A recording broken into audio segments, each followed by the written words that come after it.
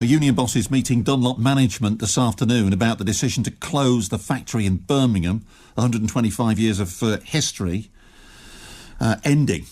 This comes as claims are made, of course, that bosses haven't been totally transparent and decided months ago to close the Birmingham site and move manufacturing abroad. The firm saying they can't stay at the current site in Castle Bromwich, where tyres have been made for 125 years. There's no other suitable location in the city. Nowhere. Let's talk to West Midlands MEP Nikki Sinclaire. Nikki, good evening to you. Good evening, Paul. You tweeted this morning, I know that you're raising the issue of Dunlop with the European Commission, so what's the latest on that? Well, I've submitted a formal question. Unfortunately, the wheels in the European Parliament takes quite a long time, so I probably won't hear an answer for another 3 or 4 weeks.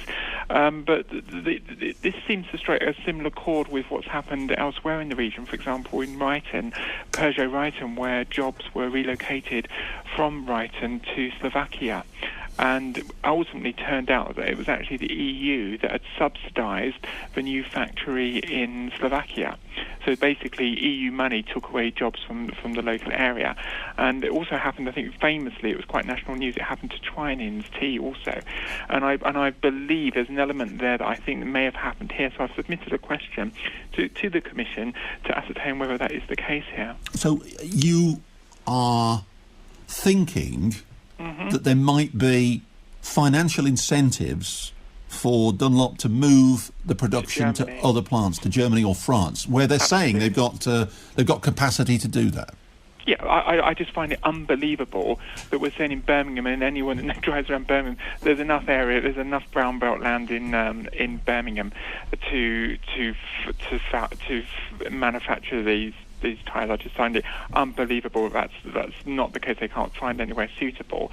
And also I just worry about the workforce, because one of the other things that we don't take account of in the UK and elsewhere in Europe we do, there's something called the Globalisation Fund, which actually is supposed to be there to retrain workers. For example, in France, they claim millions upon millions of pounds or euros to retrain their workforce, for example, when such people are made redundant. You know, in the UK, we don't claim one single penny. Why not? Well, that's what I want to know. And I keep asking this question, and I keep getting, said, well, it's dependent on this and dependent on that. But the fact remains, Germany and France claim huge amounts of money, and we don't. And we didn't in Ryton, where the workers there were basically put on the dole, while when Peugeot made people redundant in France that same year, all of those people received taxpayers' funding to retrain. And it's your belief that, I mean, this is not government intervention from France or Germany, this is EU intervention and the use of EU money. Yes, well, it's taxpayers' money, and we must remember that we're the second largest contributors into the European Union, and so this is our own money. Yet other countries are quite willing, including richer countries than ours. For example, Germany are at the forefront of retraining their workers when their workers are made redundant, and we're not. And these are the questions that we need to ask the EU, and that's what I'm doing here. It is another example, I'm sure people will feel, of a famed West Midlands firm potentially relocating to Europe. It won't be the first, it probably won't be the last. It would be devastating for the city to lose the brand. Absolutely, but we need to stand up. You said it won't be the first, it won't be the last. Probably not, but we need to stand up for this. We're the city of 1,000 trades, and we're losing them all the time. It's about time we stood up for our famous industries in Birmingham.